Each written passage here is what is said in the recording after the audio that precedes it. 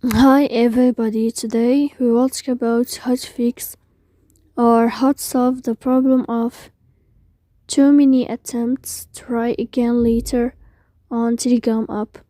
To know how to fix or how to solve too many attempts to try again later, you should just go to settings.